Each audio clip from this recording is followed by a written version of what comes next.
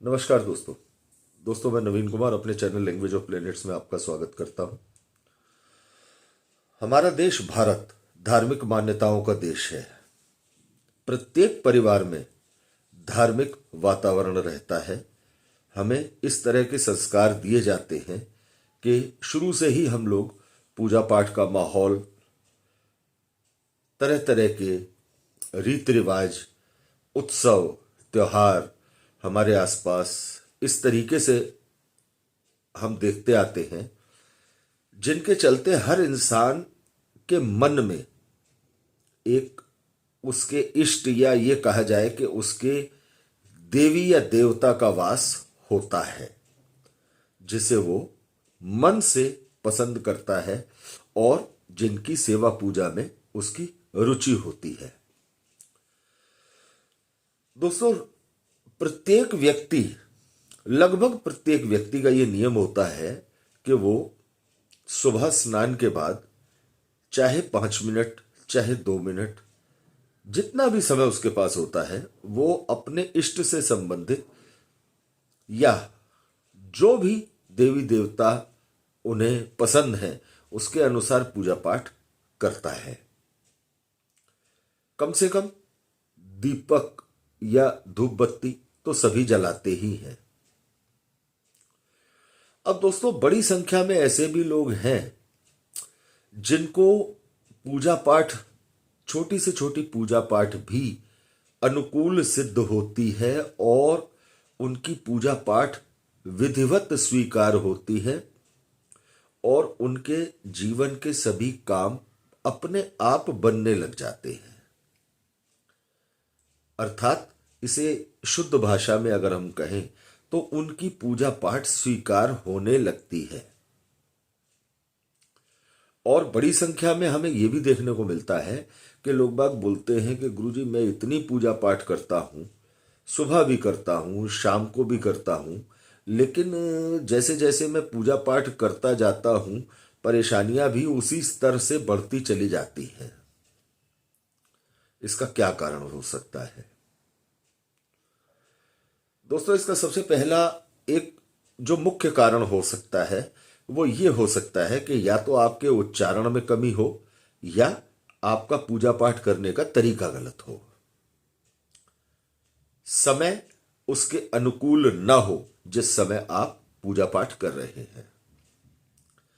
और इसके अलावा एक जो बड़ा कारण हो सकता है, जो अक्सर होता है, वो ये होता है कि इंसान अपनी मर्जी से अपने परिवार में चले आ रहे सभी जो भी देवी देवता हैं जिनकी उनके परिवारों में मान्यता है, उनका पूजा पाठ करना शुरू कर देता है। अब रोज पूजा करता है, लेकिन उसके कामों में विघ्न बने रहते हैं, उसके धन में रुकावट बनी रहती है, उसके स्वास्थ्य में परेशानियां भी बनी रहती हैं। कई मामलों में तो यह भी देखने को मिलता है कि जैसे जैसे जातक पूजा पाठ करता है, परेशानियां बढ़ने शुरू हो जाती हैं। इसके पीछे का एक बहुत बड़ा कारण यह है कि प्रत्येक ग्रह,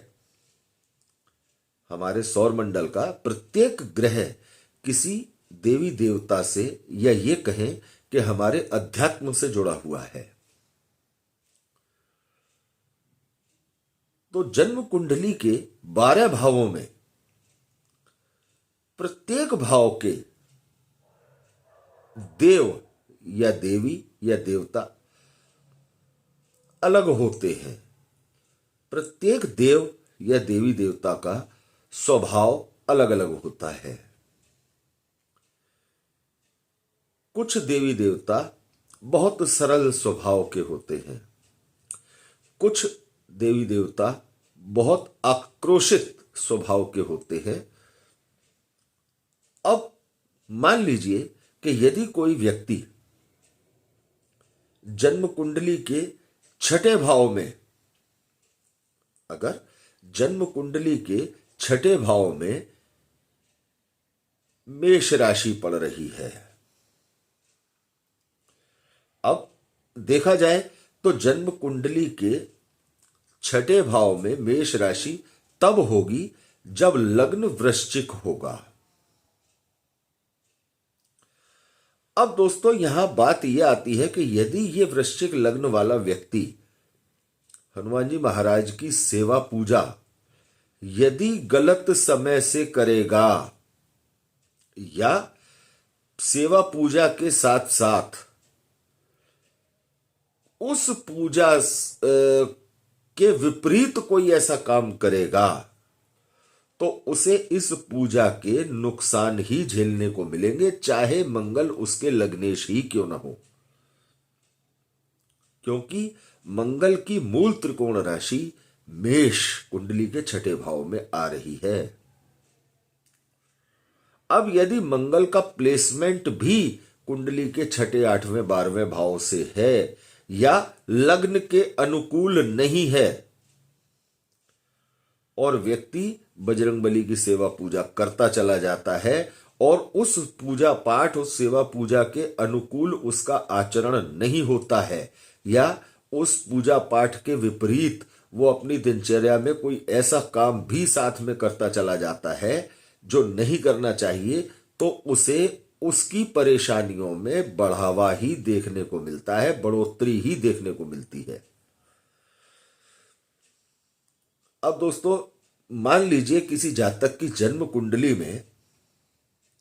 वृष लग्न की कुंडली है और वृष लग्न की कुंडली में कुंडली के अष्टम भाव में 9 नंबर लिखा हुआ है, धनु राशि है, यानी देवगुरु बृहस्पति की मूल त्रिकोण राशि है। और यदि वो व्यक्ति देवगुरु बृहस्पति की सेवा पूजा करता है या राम जी की, विष्णु जी की सेवा पूजा करता है तो उसकी परेशानियों में इजाफा होना शुरू हो जाता है। तो क्या यहां पर विष्णु जी या राम जी या बजरंगबली किसी प्रकार की परेशानी पैदा करते हैं किसी जातक के लिए? बिल्कुल नहीं।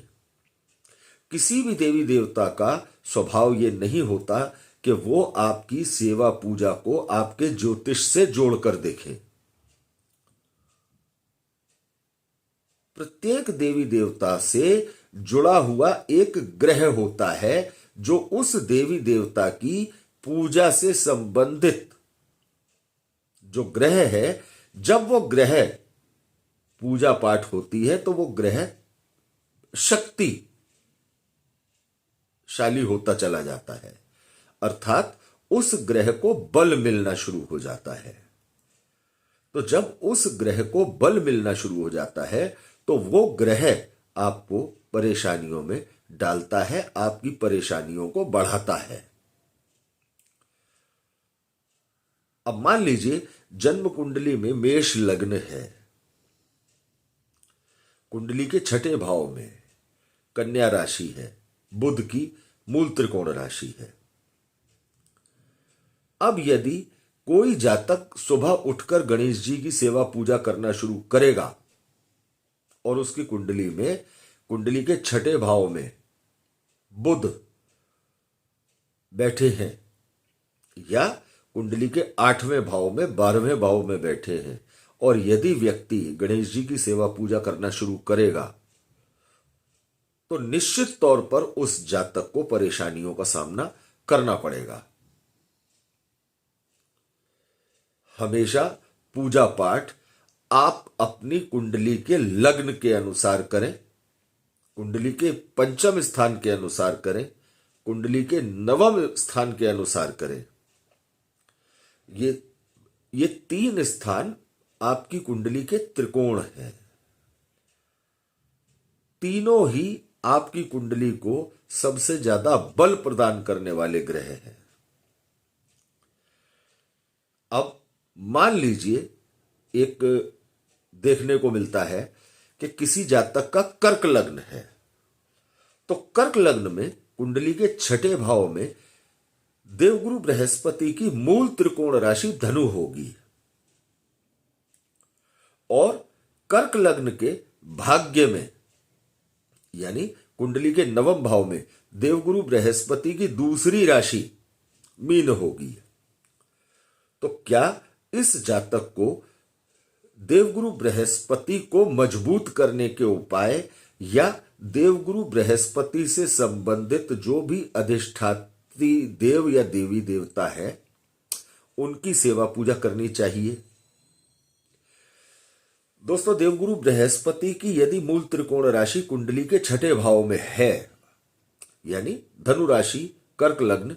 धनु राशि कुंडली के छठे भाव में है और देवगुरु बृहस्पति कुंडली के 8वें भाव में है, 12वें भाव में है, भले ही ये विपरीत राजयोग बनता है यहां पर, लेकिन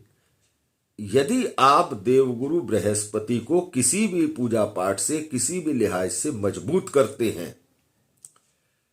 तो परेशानियों में इजाफा होगा ही होगा। कुंडली के तीसरे भाव में, कुंडली के छठे भाव में, कुंडली के 8वें भाव में, कुंडली के 12वें भाव में यदि किसी भी ग्रह की मूल त्रिकोण राशि पड़ रही है, चाहे उसकी दूसरी राशि किसी अच्छे भाव में ही क्यों ना हो, यदि जन्म कुंडली के तीसरे, छठे, 8वें, 12वें भाव में किसी भी ग्रह की मूल त्रिकोण राशि पड़ रही है तो आप यदि उस ग्रह से संबंधित देवी देवता की सेवा पूजा करते हैं तो वो ग्रह मजबूती में आता है और मजबूती में जब तीसरे, छठे, 8वें, 12वें का स्वामी आएगा तो आपको परेशान करेगा, आपकी परेशानियों में इजाफा करेगा। तो आप भले ही बजरंगबली की सेवा पूजा करते हैं, आप भैरवनाथ जी की करते हैं, महाकाली की करते हैं, भगवान शंकर की करते हैं, मां बगलामुखी की करते हैं या किसी भी देवी देवता की करते हैं, भगवान विष्णु की करते हैं, गणेश जी की करते हैं, अपनी जन्म कुंडली के अनुसार आप इस चीज को अच्छे से जांच लें कि कहीं उस देवी देवता का संबंध आपकी जन्म कुंडली के तीसरे, छठे, 8वें या 12वें भाव से तो नहीं है और उससे संबंधित जो ग्रह है, तीसरे, छठे, 8वें, 12वें का जो ग्रह है वो कुंडली में कहां बैठा हुआ है, उसकी स्थिति क्या है। कभी कभी इस तरह की जो गलतियां हैं वो स्वास्थ्य में इतनी ज्यादा परेशानियां पैदा कर देती हैं कि जातक चाह करके भी अपने जीवन में तरक्की नहीं कर पाता। दोस्तों, इस तरह से पूजा पाठ ही आपको नेगेटिविटी प्रदान करने लगता है और उसके साथ आप जो पॉजिटिव पूजा कर रहे हैं, मान लीजिए कि यदि आप कोई सुबह 2 या 3 पाठ आप करते हैं, उसमें से एक पाठ ऐसा है जो आपकी कुंडली के तीसरे, छठे, 8वें, 12वें भाव के ग्रह को शक्ति दे रहा है और दूसरा पाठ उसमें से ऐसा है जो कुंडली के केंद्र स्थान को या त्रिकोण स्थान को शक्ति दे रहा है, तो फिर नेगेटिविटी जो है वो पॉजिटिविटी के साथ बराबर हो जाएगी, पॉजिटिविटी के लक्षण आपको नहीं दिखाई देंगे। तो अपनी तरफ से आप अच्छी तरह से किसी अच्छे विशेषज्ञ को, अच्छे विद्वान को जन्म कुंडली दिखा करके उससे ये जानकारी अवश्य कर लें कि आप जो पूजा पाठ कर रहे हैं वो आपकी जन्म कुंडली के अनुकूल है या नहीं है, क्योंकि प्रत्येक ग्रह की 2 राशियां हैं जिसमें से कई बार एक राशि कुंडली के तीसरे, छठे, 8वें, 12वें में होती है और दूसरी राशि अच्छे भावों में होती है और इंसान अच्छे भाव में उस राशि को देखकर पूजा पाठ की तरफ आकर्षित होता चला जाता है और पूजा पाठ के जरिए उस ग्रह को शक्ति प्रदान करता चला जाता है, जिस कारण से उसके जीवन में लगातार संघर्ष बना रहता है और परेशानियां बनी रहती हैं। तो दोस्तों, बड़ी संख्या में जब इस तरह की कुंडलियां हमारे पास आती हैं, हमें देखने को मिलता है, जब बातचीत होती है लोगों से पूजा पाठ को लेकर के, तब समझ में आता है कि बड़ी संख्या में ऐसे लोग हैं जो अपनी पूजा पाठ की वजह से भी डिस्टरबेंस, लाइफ में डिस्टरबेंस झेल रहे हैं। तो दोस्तों, यदि इस तरह की कोई गलत पूजा पाठ या गलत ग्रह से संबंधित कोई पूजा पाठ आप कर रहे हैं जो अनजाने में आपके उस ग्रह को बलि कर रहा है जो कुंडली के तीसरे, छठे, आठवें, 12वें भाव को इंगित करता है, तो आप समझ जाएं। तो अगले वीडियो में आपके सामने उपस्थित होंगे एक नई जानकारी, एक नए विषय के साथ। धन्यवाद दोस्तों।